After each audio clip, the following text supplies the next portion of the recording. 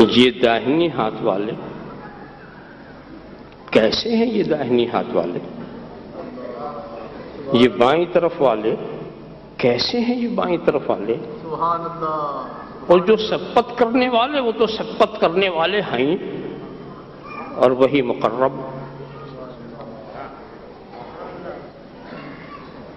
دنیا میں بھی مقرب اور آخرت میں بھی مقرب۔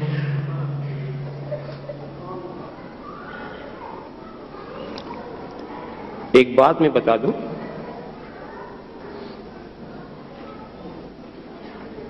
دنیا میں بظاہر سب ایک جیسے نظر آتے ہیں، کوئی فرق نہیں آتا۔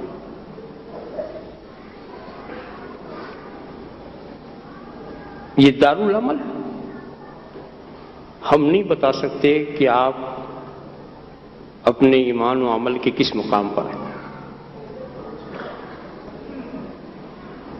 سب ایک جیسے دکھتے ہیں،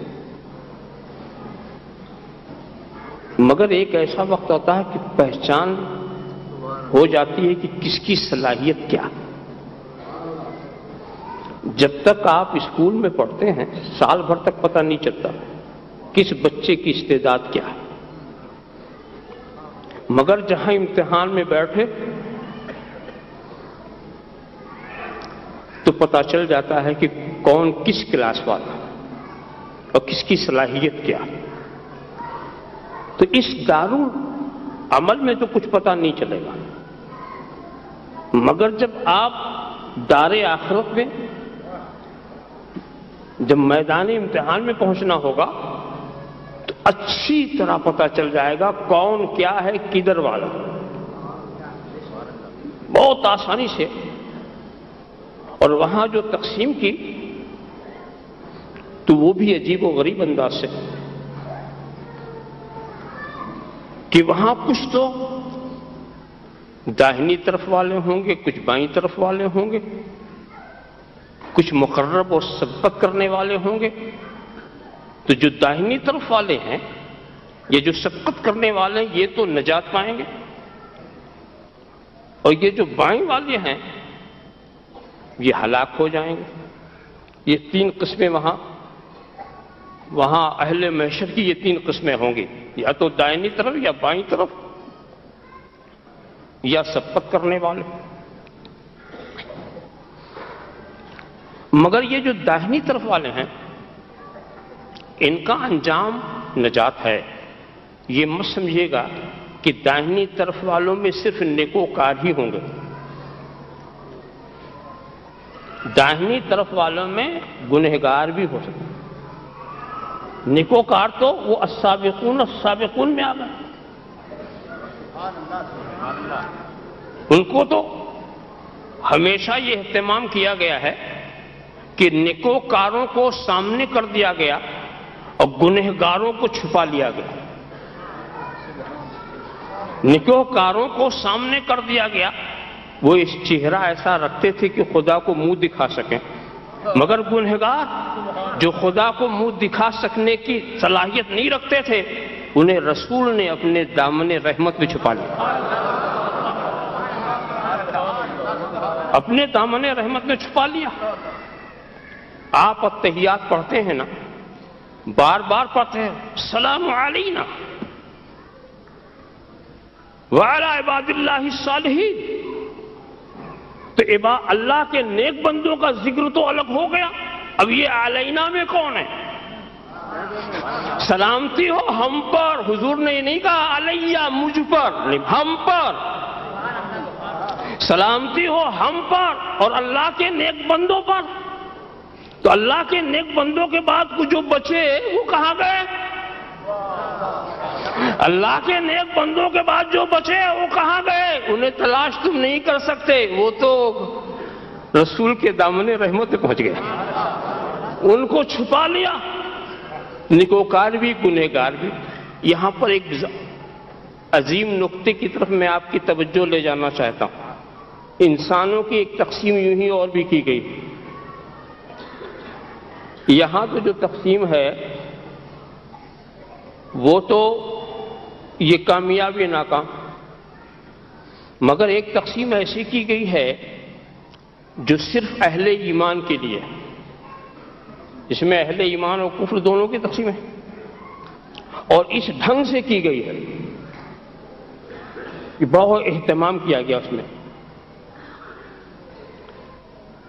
ثم اورثنا الكتاب الذين اصطفينا من عبادنا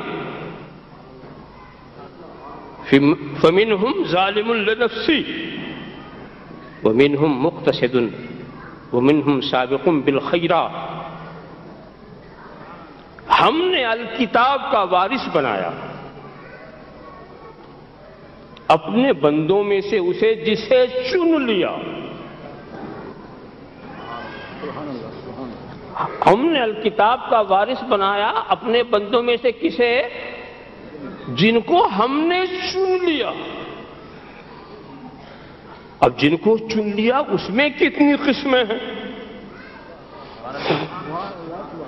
تو کہا ان میں ایک قسم ہے وَمِنْهُمْ ظَالِمٌ لِلنَّفْسِ، وہ الکتاب کے وارث تو ہیں مگر اپنے نفس پر ظلم کر رہے ہیں، اپنے لیے ظالم ہے وہ.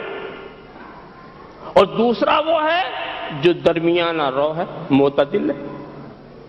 اور تیسرا وہ ہے جو نیکیوں میں سبقت کرتا ہے.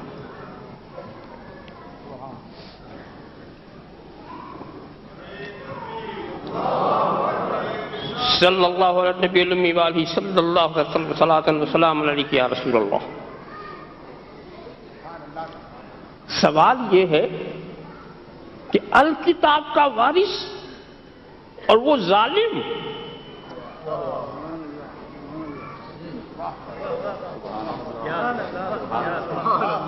ثم اورثنا الكتاب الذين اصطفينا من عبادنا فمنهم، الکتاب کا وارث وہ ظالم، الکتاب کی تشریح کرنے والا اور ظالم، الکتاب کی ہدایت کو پھیلانے والا اور ظالم، الکتاب کا سمجھانے والا، الکتاب کی تفسیر لکھنے والا، الکتاب کا درس دینے والا ظالم. یہ بات کیسے سمجھائے؟ معلوم یہ ہوا کوئی خدا شان بے نیازی رکھتا ہے، وہ اپنے دین کی خدمت فاسق و فاجر سے بھی لے سکتا ہے، دین کی تائید. قد یؤید اللہ ھذا الدین بالرجل الفاجر، فاجر، اللہ کبھی اپنے رجل فاجر سے بھی، فاسق و فاجر سے بھی اپنے دین کی خدمت لے سکتا ہے. تو کیا سمجھے؟ صرف دین کی خدمت کرنے سے کسی کو متقی مت سمجھ لینا.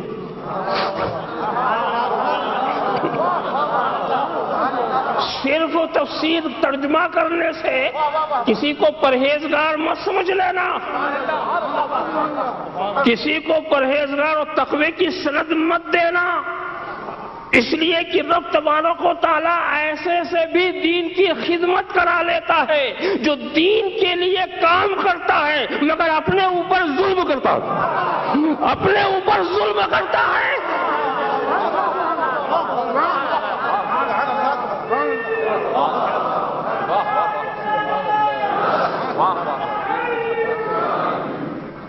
آپ کہیں سوچو، رسول کی حدیث کا درس دینے والا،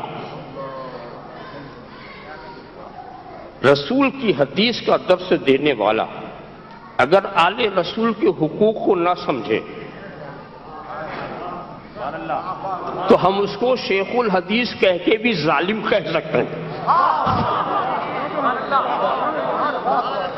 وہ درسگاہ کا شیخ الحدیث ضرور ہے مگر اپنے لیے ظالم ہے.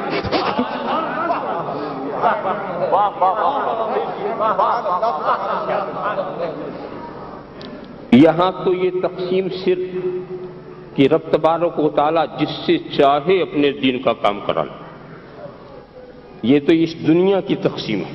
اور آخرت میں یہ داہنے ہاتھ والے، ویسے اصحاب المیمنہ، یہ میمنہ جو ہے یا تو یہ یمن سے بنا ہوا اور یا یہ یمین سے بنا ہوا، اور یمن کہتے ہیں برکت کو۔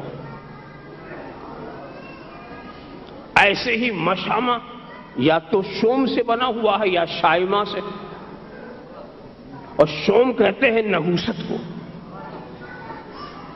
اور شائمہ کہتے ہیں بائیں طرف، بائیں ہاتھ بائیں طرف، جیسے یمین بھی کہتے ہیں بائیں سائڈ بائیں طرف۔ تو گنجائش دونوں میں کہ کچھ برکت والے ہیں کچھ نحوست والے ہیں۔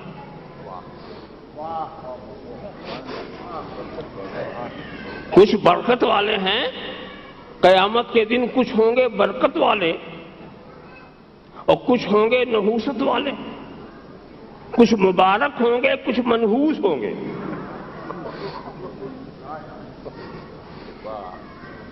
مگر وہاں برکت والا کون ہوگا؟ جو اسی دنیا میں برکت والا ہو۔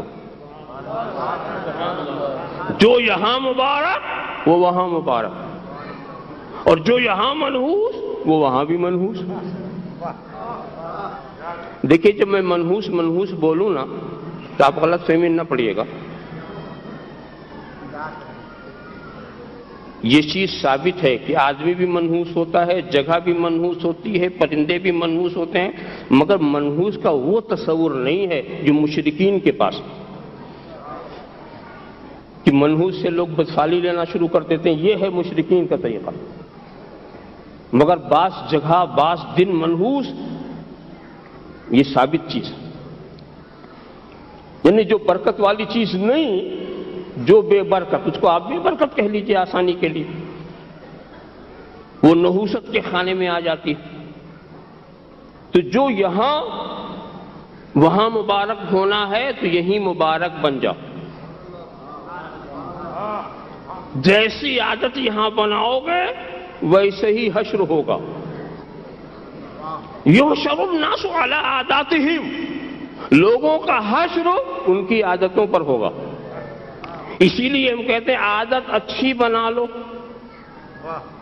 جب عادت اچھی بنا لو گے وہی عادت وہاں بھی رہے گی۔ اس کو آسانی سے سمجھانے کے لیے ایک مثال میں دیا کرتا ہوں۔ یہ مجمع ہے نا، اس میں بچے بھی آئے ہوئے ہیں۔ اتفاق سے بچہ تنہا پڑ گیا اور اس کے جتنے مربی، سرپرست، باپ، چچا، بھائی، سب اس خیال سے فلاں نے سوچا فلاں لے گیا ہوگا، فلاں نے سوچا فلاں لے گیا ہوگا، سب چلے گئے۔ اب ہر طرف اسے اجنبی چہرے نظر آ رہے ہیں۔ اب وہ گھبرایا۔ ایسے وقت میں بچوں کی عادت ہے کہ وہ رونا شروع کر دیتے ہیں، رونا شروع کر دیتے ہیں۔ جب وہ رونے لگا تو دائیں بائیں والوں نے پوچھا بھئی تو کون ہے، کس کا بیٹا ہے؟ اب اس نے نام بتایا، کوئی جان پہچان والا نکل آیا، اس نے جا کے باپ تک پہنچا دیا کہ بیٹے کو چھوڑ کر آئے تھے، پہنچا دیا۔ تو رونے کی عادت نے باپ سے ملایا کہ نہیں؟ اور اگر بچہ نہ روتا تو سارا مجمع چلا جاتا، وہ یہیں رہ جاتا۔ رونے کی عادت نے بچے کو باپ سے ملا دیا۔ عادت ایسی بناؤ جو قیامت میں کام آئے، ایسی عادت بناؤ جو قیامت میں کام آئے۔ تو اہل سنت والجماعت نے عادت بنا لی، اب اسی عادت پر قائم ہے کہ جب کوئی مصیبت، کوئی پریشانی، کوئی دکھ، کوئی درد پہنچتا ہے تو اغثنی یا رسول اللہ، اغثنی یا رسول اللہ، یا شیخ عبد القادر جیلانی شیخ اللہ، یا شیخ رو رہے ہیں اور اللہ کے رسول کو بلا رہے ہیں، پکار رہے ہیں۔ یہ ہماری عادت ہے کہ جب مصیبت آئے تو یہی آواز نکلے۔ جب مصیبت آئے تو یہی آواز نکلے تو کچھ تعجب کی بات نہیں ہے کہ میدان قیامت میں جب ہجوم ہو، قیامت کا مجمع ہو، پریشانیوں کا عالم ہو، تکلیف کی صورت ہو، تو ایسی صورت میں ہماری یہ عادت کام آ جائے، ہم وہاں بھی رونے لگے اور وہاں بھی ہم یہی کہنے لگے اغثنی یا رسول اللہ، اغثنی یا رسول اللہ، یا رسول اللہ۔ ہم تو دور ہوں گے مگر رسول کے پہچاننے والے فرشتے ہر طرف سے آتے جاتے نظر آئیں گے۔ کچھ عجب کی بات نہیں ہے کہ کوئی فرشتہ ہمارا ہاتھ بھی پکڑ لے اور بارگاہ رسول تک پہنچا دے، بارگاہ رسول تک پہنچا دے۔ اے اللہ کے رسول، یہ آپ کو یاد کر رہا تھا، یہ آپ کو یاد کر رہا تھا۔ یحشر الناس علی عاداتہم، لوگوں کا حشر ہوگا ان کی عادتوں پر۔ نعرہ تکبیر، نعرہ رسالت، نعرہ رسالت، حضور شیخ الاسلام والمسلمین۔ مگر ایک بات اور میں بتا دوں، ایک پریشانی اور آ گئی میرے سامنے کہ جیسی عادت ویسی ہی تو کریں گے نا، تو جنہوں نے یہاں وسیلہ نہ پکڑنے کی عادت بنا لی تو وہ ان کا بھی حشر تو ایسے ہی ہونا چاہیے نا۔ میدان قیامت میں بھی ان کا حشر ایسی ہونا چاہیے کہ یہاں کبھی وسیلہ نہیں لیا تو وہاں بھی نہ لے، مگر وہاں تو جا رہے ہیں عادت کے خلاف، عادت کے خلاف جا رہے ہیں۔ کبھی حضرت آدم کے پاس، کبھی حضرت نوح کے پاس، کبھی حضرت ابراہیم کے پاس۔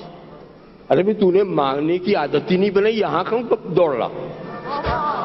تو نے کبھی بارگاہوں کی طرف جانے کی عادت نہیں بنائی؟ عادت پر حشر ہونا چاہیے، عادت پر حشر ہونا چاہیے۔ یہ کیوں جا رہے ہیں؟ تو سنو، یہ خود نہیں جا رہے، کچھ عادت والے ہیں، کچھ عادت والے ہیں، کچھ عادت والے ہیں، وہ جا رہے ہیں تو لے جانے والے وہ ہیں، پیچھے پیچھے یہ بھی لگے ہوئے ہیں۔ اللہم صلی علی سیدنا مولانا محمد کما تحب و ترضی ان تصلی علیہ۔ ارے ان عادت والوں نے کم سے کم اتنا تو کیا کہ پیغمبروں کی بارگاہ تک پہنچا دیا، ان عادت والوں نے انہیں پہنچا دیا، اور شاید ان عادت والوں نے ان کو اس لیے پہنچایا ہو تاکہ وہ وہاں دیکھ لیں، سمجھ لیں کہ جس چیز کو وہ ہمیشہ شرک حرام کہتے تھے آج میدان حشر میں اسی کے کرنے پر مجبور ہیں۔ اللہم صلی علی سیدنا مولانا محمد کما تحب و ترضی صلی اللہ تعالی وسلم صلاۃ و سلام یا رسول اللہ، صلی اللہ تعالی وسلم صلاۃ و سلام علیک یا رسول اللہ۔ تو یحشر الناس علی عاداتہم، لوگوں کا حشر ان کی عادتوں کے مطابق ہوگا۔ یا یوں کہہ لیجئے کہ اگر عادت بگڑی ہوئی ہے، نہ ماننے کی عادت پڑی ہے، تو وہاں مانو گے بھی تو کام نہیں آئے گا۔ عادت تو خراب کر لیا تم نے، ارے ماننا ہے تو یہی مان لو، اگر یہاں نہیں مانا وہاں مانتے رہو،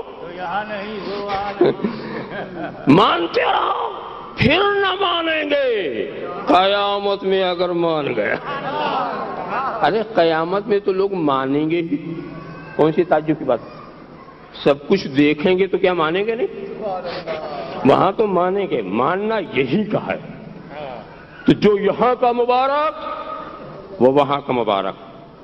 اور میں بتاؤں، صرف انسان ہی مبارک نہیں ہوتے، در و دیوار بھی مبارک ہوتے۔ یہ مسل سچ ہے کہ ہو جاتا ہے صحبت کا اثر، آدمی کیا در و دیوار بدل جاتے ہیں۔ مبارک مقامات کو دیکھنا ہے تو مکے چلو، مبارک مقامات وہاں، وقت بھی مبارک، زمانہ بھی مبارک، سرزمین بھی مبارک۔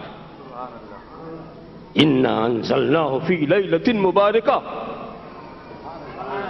رات بھی مبارک، دن بھی مبارک، فی بقعۃ مبارکہ، سرزمین بھی مبارک۔ تو برکات والی چیزیں اسی کے مقابلے میں منحوس چیز دیکھنا ہے، منحوس زمانہ، منحوس، تو وہ بھی وہاں پر دیکھ لو۔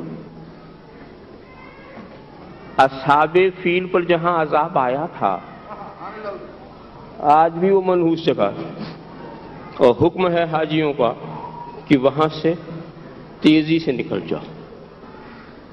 کسی نے مجھے خبر سنائی کہ مزدلفہ کا میدان کو بڑھاتے بڑھاتے مینا میں ملا رہے ہیں، اور پھر ادھر بڑھاتے ہیں، تو وہ منحوس جگہ جو ہے اب وہ بھی ان کی اسکیم میں آ گئی۔ ان کے مفتیوں نے فتویٰ دے دیا کہ یہاں بھی خیمے بنائے جا سکتے۔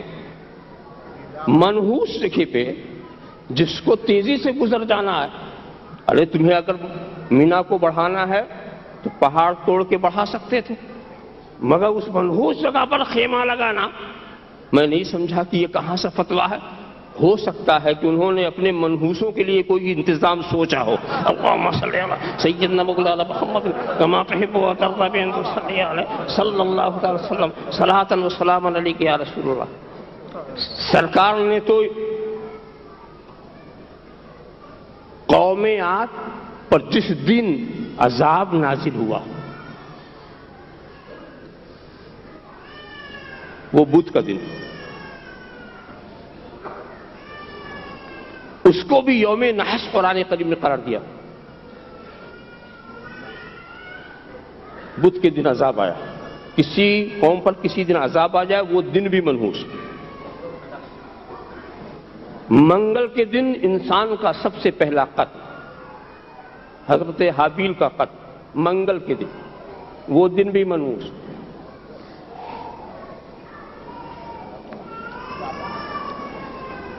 ایسے ہی حضرت صالح کہ قوم پر جو عذاب آیا تو جو کنواں ان کا ہے وہ کنواں بھی منحوس، وہاں کا پانی کہ سرکار نے منع فرما دیا تھا کہ اس کنویں کا پانی استعمال نہ کیا جائے۔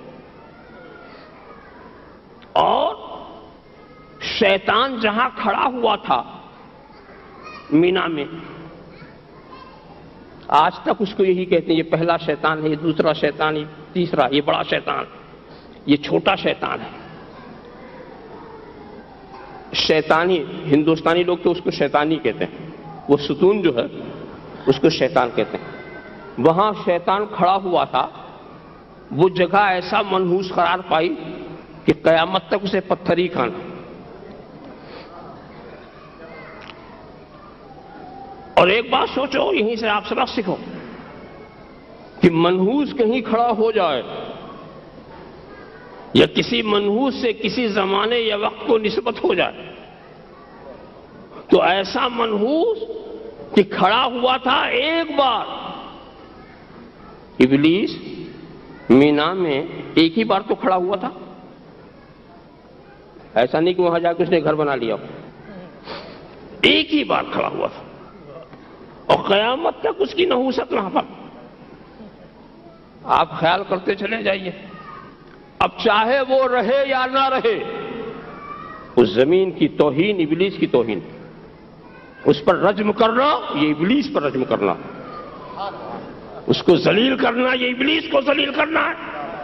منحوس چاہے اس وقت وہاں رہے یا نہ رہے، رہنے نہ رہنے سے نہیں، نحوست اس نے چھوڑ دی تو قیامت تک وہ منحوس۔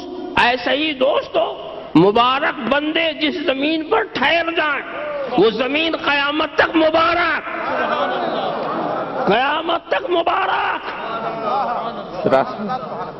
دیکھیے صفا و مروہ مبارک کیوں، حجر اسود مبارک کیوں، مقام ابراہیم مبارک کیوں؟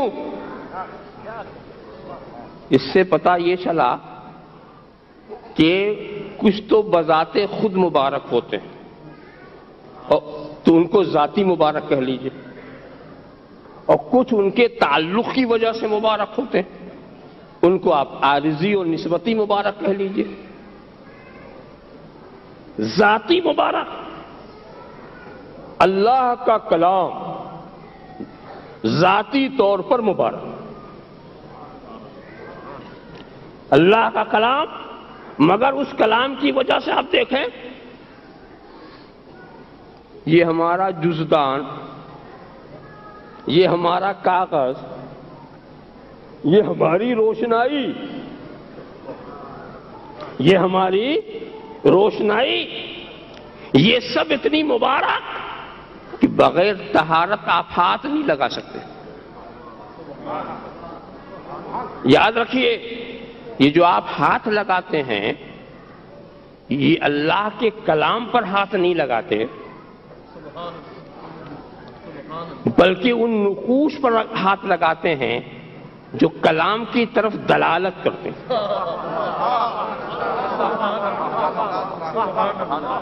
نقوش جو ہیں یہ اللہ کا کلام نہیں ہے، اس لیے اس میں ہماری روشنائی خرچ ہوئی ہے، ہمارا قلم چلا، مگر یہ لکیریں جو ہیں یہ خدا کے کلام کی طرف ہمیں اشارہ دلالت کرتی ہیں، اس لیے کہ کلام کو نہ آپ ہاتھ سے لگا سکتے ہیں نہ آنکھ سے دیکھ سکتے ہیں۔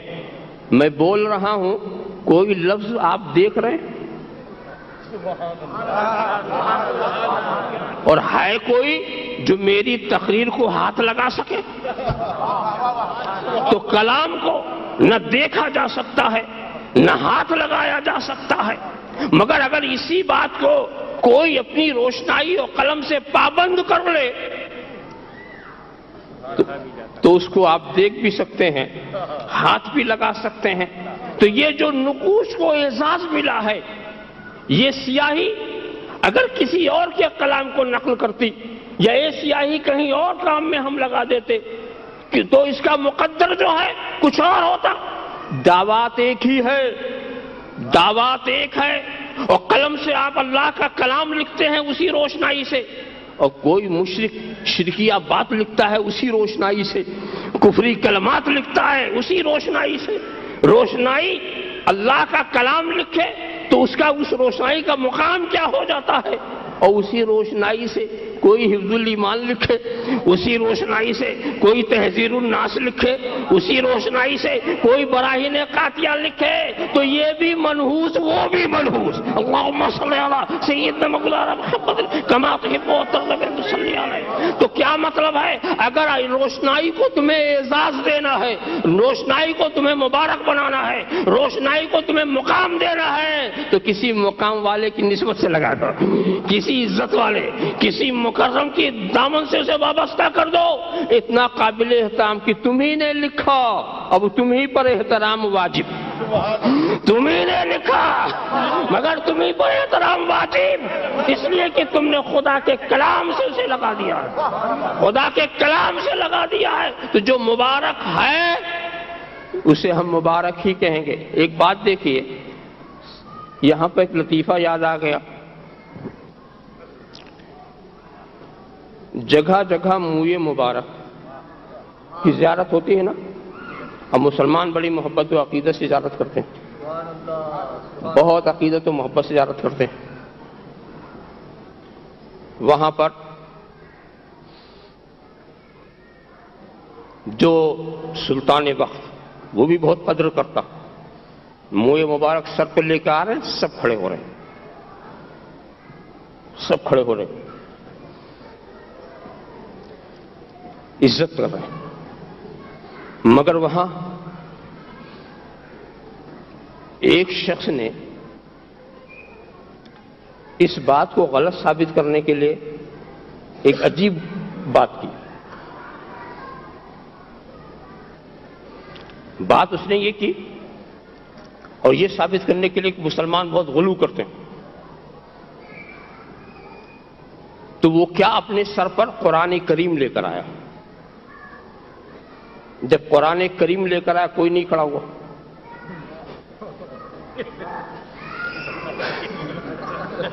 قرآن کریم لے کر آیا تو کوئی نہیں کھڑا ہوا۔ اب اس کو موقع مل گیا کہ دیکھیے، جب حضور کا منہ مبارک لائے تو سب کھڑے ہو گئے، اور جب ہم اللہ کا کلام لائے تو کوئی نہیں کھڑا ہوا۔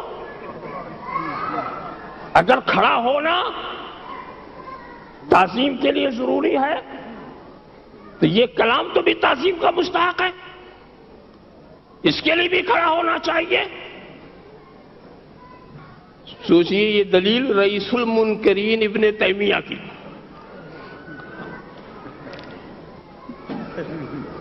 اس بیوقوف کی سمجھ میں نہیں آیا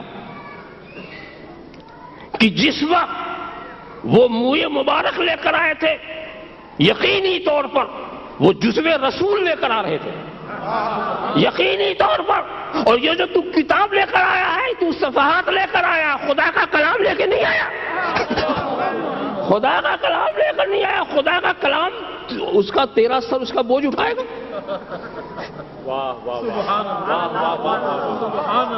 تو وہاں تو جزو رسول آ رہا ہے۔ کیا تو یہ دعویٰ کر سکتا ہے کہ جو اس کے سر پر ہے یہی خدا کا کلام ہے؟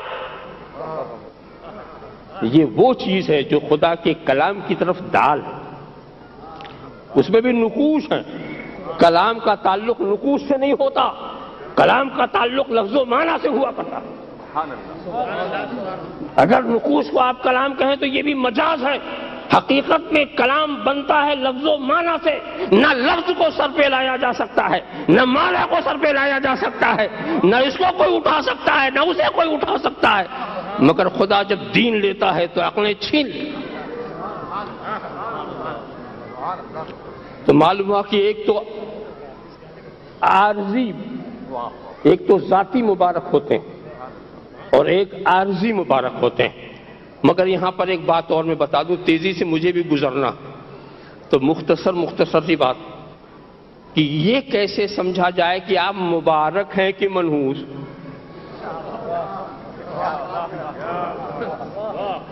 تو پھر یہ دیکھو کہ انجام کیا ہے۔ انجام الاعتبار بالخواتین۔ اگر آپ آخر میں مبارک تو پوری زندگی مبارک، اور اگر آپ آخر میں منحوس تو پوری زندگی منحوس۔ انجام رب تبارک و تعالیٰ جسے چاہے پل بھر میں جنتی جو نظر آ رہا ہے وہ جہنمی ہو جائے، اور جہنمی جو دکھ رہا ہے وہ جنتی ہو جائے۔ تو اعتبار کس چیز کا ہے؟ آخری بات کا، کہ آخر میں تو کیا۔ اسی لیے کسی کو حق نہیں ہے، چاہے وہ کتنا ہی بڑا ایمان والا کیوں نہ ہو، کہ یہ دعویٰ کرے کہ میں جنتی ہوں۔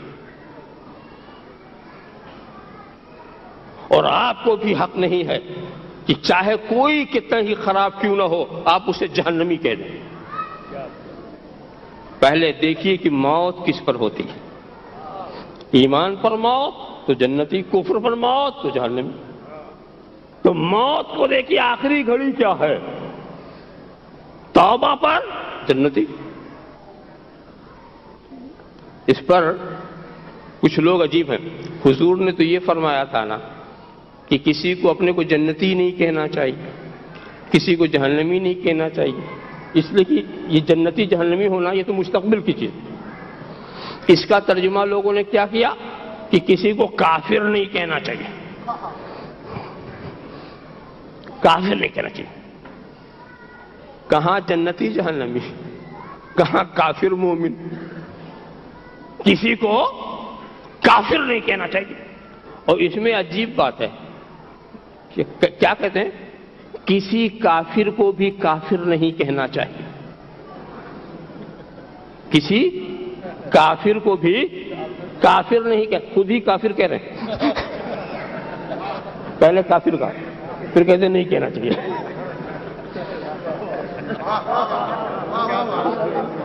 کسی کافر کو بھی کافر نہیں کہنا چاہیے۔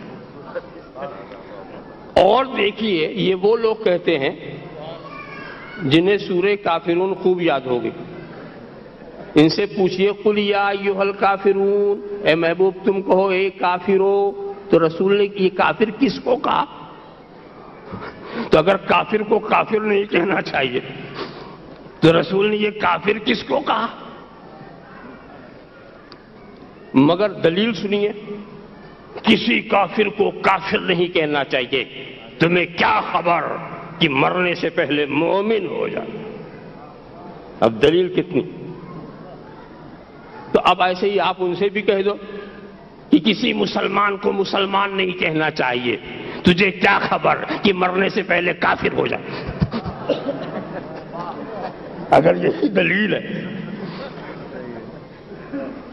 دیکھو مرنے کے بعد جو ہوگا وہ تو کہا جائے گا، مگر اس وقت جو حالت ہے وہ بیان کرنا ضروری ہے.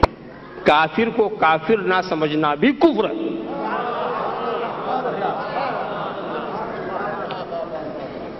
تو جو موجودہ حالت ہے وہ تو بیان ہی کی جائے گی.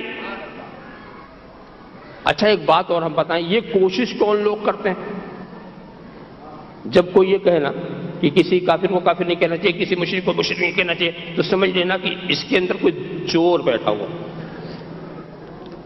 دیکھو کوئی کہے کسی چور کو چور نہیں کہنا چاہیے، کسی شرابی کو شرابی نہیں کہنا چاہیے، یہ نہ سمجھو کہ وہ چوروں کا ہمدرد. یقیناً وہ خود چور ہے، تبھی وہ چاہتا ہے، اپنا تحفظ چاہتا ہے کہ جب یہ چوروں کو چور کہنے کے عادی ہوں گے تو ہمیں بھی چور کہیں گے. تو اپنا تحفظ کرنے کے لیے کہ کسی چور کو چور نہ کہو. ورنہ جو چور نہیں ہے وہ تو کہتا ہے کہ بھی چور کو چور کو. جو شرابی نہیں ہے شرابی کو شرابی کہنے اس کو کوئی تکلیف نہیں. تو یہی بات میں بتا رہا ہوں، اعتبار انتہا کا ہوتا ہے. دل میں اگر سچی توبہ پیدا ہو جائے تو رب تبارک و تعالیٰ بڑا کریم ہے، غفور الرحیم ہے. یہ واقعہ شاید آپ کی نظروں سے گزرا ہو کہ عہد فاروقی میں ایک انسان جو شراب کا عادی تھا، اتفاق سے وہ شراب کی بوتل نکلا، فاروق اعظم کی نظر بھی پڑ گئی. نظر آتے ہی اس نے چھپا لیا، بوتل چھپا لی. فاروق اعظم قریب آئے، کیا ہے؟ وہ ڈر گیا، مگر دل میں اس نے سچی توبہ کی کہ اے اللہ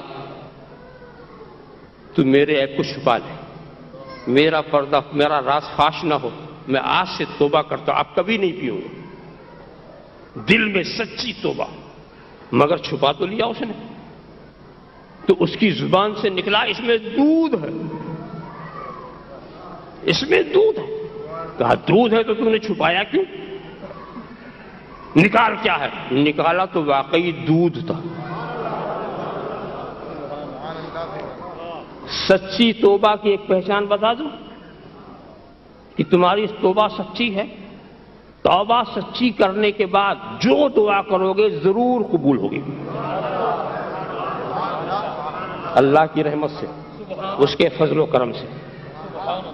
تو اعتبار جو ہوتا ہے وہ آخری بات کا ہوتا ہے کہ تمہاری موت کس پر ہوئی ہے. تو یہ برکت والے لوگ جو ہیں، یہ تو ہوا اگر ہم برکت کا معنی لے کے چلیں، مختصر سی یہ گفتگو. اور اگر یہ داہنی طرف والے یا داہنے ہاتھ والے، تو اس سلسلے میں دو یہ بھی تفسیر ہے. اور اس سلسلے میں یہ روایتیں سامنے ہیں کہ حضرت آدم کے پشت مبارک سے جب ان کی اولاد کی روح کو، ان کے اجزائے جسمیہ کو باہر کیا گیا، تو اس میں جو نیکوکار تھے ان کو داہنی طرف رکھا گیا، جو بدکار تھے ان کو بائیں طرف رکھا گیا. تو یہ داہنی طرف والے، وہ بائیں طرف والے. ایسے ہی حضور معراج کی رات جب گزرے بیت المعمور پہ حضرت ابراہیم خلیل اللہ علیہ الصلاۃ والسلام، وہ داہنی طرف نظر کرتے ہیں تو خوش ہوتے ہیں، بائیں طرف نظر کرتے ہیں تو مغموم ہوتے ہیں. حضرت جبریل نے بتایا کہ یہ داہنی طرف ایمان والے ہیں، بائیں طرف کفر والے ہیں. کیا مطلب؟ دائیں طرف جو ہیں وہ بھی متعین ہو چکے، بائیں طرف جو ہیں وہ بھی متعین ہو رہے. حضرت آدم کی نظر داہنی طرف بھی ہے، بائیں طرف بھی ہے، ایمان والوں کو بھی دیکھ رہے ہیں، کفر والوں کو بھی دیکھ رہے ہیں، اور پھر حضرت ابراہیم وہ بھی دائیں طرف والوں کو بھی دیکھ رہے ہیں، بائیں طرف والوں کو بھی دیکھ رہے ہیں، ایمان والوں کو بھی دیکھ رہے ہیں۔ اب جتنے یہ ایمان والے ہیں اس پہ کسی ایمان والے کا اضافہ نہیں ہوگا، اور جتنے یہ کفر والے ہیں اس میں کسی کفر والے کا اضافہ نہیں ہوگا۔ تو یہ دائیں طرف بھی دیکھ رہے ہیں، بائیں طرف بھی دیکھ رہے ہیں، اور اللہ کے رسول دونوں کو دیکھ رہے ہیں۔ اللہ کے رسول نے یہ منظر بھی دیکھا، عالم ارواح میں یہ منظر بھی دیکھا معراج کی رات، تو رسول تو جان ہی گئے کہ ایمان والے کتنے ہیں، کفر والے کتنے ہیں، سب کو اچھی طرح سے پہچان گئے اللہ کے رسول۔ اب اگر جو یہ کہے کہ رسول کو خود اپنی عاقبت کی خبر نہیں، جو سارے ایمان والوں کو دیکھ رہے ہیں، صرف سمجھ نہیں دیکھ رہے ہیں، اور سارے کفر والوں کو دیکھ رہے ہیں، تو سرکار نے سب کو یہ علم کہ کون کفر پر مرے گا کون ایمان پر مرے گا، یہ علم تو علوم خمسہ میں سے ہے، مگر اس کا علم حضرت آدم کو بھی ہے، حضرت ابراہیم کو بھی ہے، اللہ کے رسول کو بھی ہے، اچھی طرح سے دیکھ رہے ہیں کون کدھر ہے اس کو اچھی طرح سے۔ تو دائنی طرف والے جو ہیں یہ کامیاب ہونے والے ہیں، بائیں طرف والے جو ہیں یہ ناکام ہونے والے ہیں۔ اور یاد رکھو قیامت کے دن کوئی اپنے کو چھپانا چاہے تو چھپا نہیں سکتا۔ یہاں تو آپ اپنے کو چھپا لیتے ہیں، مختلف انداز میں چھپا لیتے ہیں، مگر وہاں کوئی وَامْتَازُوا الْيَوْمَ أَيُّهَا الْمُجْرِمُونَ، اے مجرموں چھٹ جاؤ، الگ ہو جاؤ، نیکوکاروں کی جماعت سے الگ ہو جاؤ۔ تو میدان قیامت میں مجرمین کو جب الگ کیا جائے گا تو جو مجرم ہوگا وہ عرش کے بائیں طرف ہوگا، اور جو نیکوکار ہوں گے وہ عرش کے دائیں طرف ہوں گے، سب ممتاز، سب آسانی سے پہچانے جا سکتے ہیں۔ یعرف المجرمون بسیماہم، اپنی علامتوں سے سارے مجرمین پہچان لیے جائیں گے۔ یومئذ لا یسأل عن ذنبہ انس ولا جان، قیامت کے دن کسی انسان اور کسی جنات کے بارے میں نہیں پوچھا نہیں جائے گا، ان کے گناہوں کے بارے میں سب کچھ واضح ہوگا، سارے انس جن سب واضح ہوں گے، وہاں کوئی چھپا نہیں ہوگا۔ اور میں آپ کو بتاؤں چھپنے کی کوشش وہاں بھی ہوگی، اس لیے کہ جو کھلے ایمان والے ہیں وہ داہنی طرف چلے جائیں گے، جو کھلے کفر والے ہیں وہ بائیں طرف چلے جائیں گے، مگر ایک چھپے کفر والے جن کو منافق کہتے ہیں وہ دائیں طرف جائیں گے۔ یہاں بھی دھوکہ دینا چاہتے ہیں، اور چاہتے ہیں، ہم سمجھتے ہیں وہاں بھی فریب دے دیں گے، دائیں طرف۔ تو جانتے ہو اس وقت کیا ہوگا؟ رب تبارک و تعالی اپنے قدم قدرت کو ظاہر فرمائے گا۔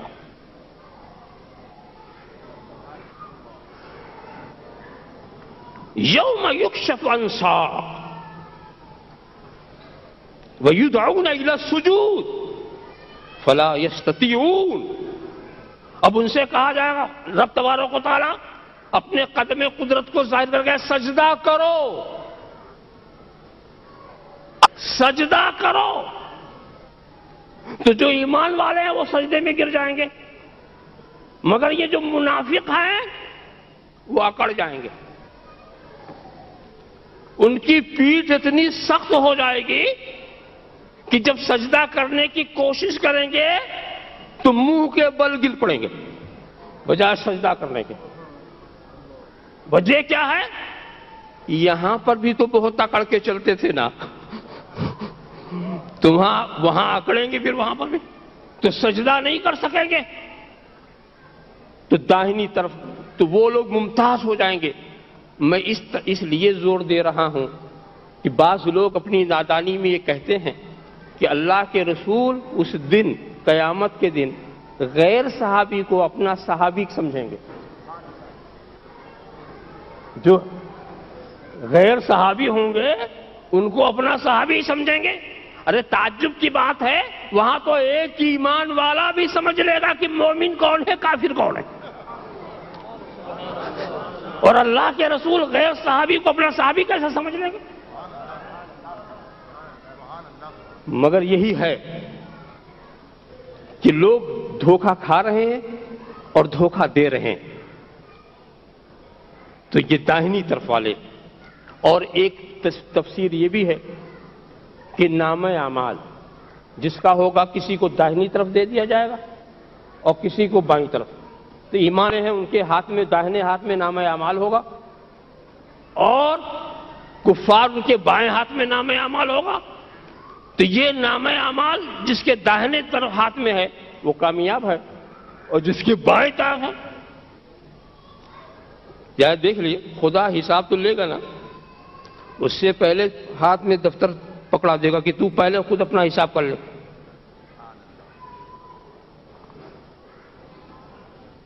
اقرا بکتابک، لو پڑھ لو. وکفا بنفسک اليوم علیک حسیبا، پہلے اپنا حساب تم خود ہی کر لو. بعد میں تو ہم حساب لیں گے ہی، مگر پہلے حساب تم خود ہی کر لو. تو وہاں کوئی چیز چھپنے والی نہیں ہے، سب واضح ہو جانے والی ہے. اور وہ تو بڑے ہی خوش نصیب ہیں جو مقرب ہیں. اچھا دیکھیے، مقرب ایک ہے قریب ہونے والا، ایک وہ ہے جسے قریب کیا جائے. تو یہاں کیا کہا کہ دنیا میں یہ مقرب ہیں، یعنی خدا کا قرب انہیں اپنی محنت سے حاصل نہیں ہوا، خدا نے خود ہی قریب کیا. یہ قریب ہونے والے نہیں، بلکہ یہ وہ ہیں جن کو خدا نے خود ہی اپنا قریب کر لیا. تو یہاں یہ قربت بخشی، اور وہاں وہ عرش کے قریب خدا کی بارگاہ میں حاضر ہوں گے. تو یہ وہ لوگ ہیں کون؟ السابقون السابقون، جو سبقت کرتے ہیں، ہر بات میں سبقت، ایمان میں سبقت، اسلام میں سبقت، ہجرت میں سبقت، نیک کام کرنے میں سبقت. اب ہر ایک کی وضاحت کرتے جاؤ تو بہت بڑی بات آگے بات بڑھتی چلی جا رہی ہے، اس لیے میں اس کو مختصر کرنے کی کوشش کر رہا ہوں. ہر چیز میں سبقت، نیکیوں میں سبقت. اس کی مثالیں تاریخ اسلام میں اتنی ہیں کہ آپ دیتے جائیں وقت ختم نہیں ہو سکتا. بہرحال رب تبارک و تعالیٰ کا جس پر فضل ہوتا ہے وہ اسے اپنا قریب کرتا ہے، اور وہ قریب کر کے ہم کو بھی درس دیتا ہے کہ اگر تم ہم سے قریب ہونا چاہتے ہو تو دیکھ لو یہ ہمارے قریب ہیں، ان کے قریب ہو جاؤ. جب تم ان کے قریب ہو جاؤ گے تو اس دنیا میں بھی تم ہمارے قریب ہوگے.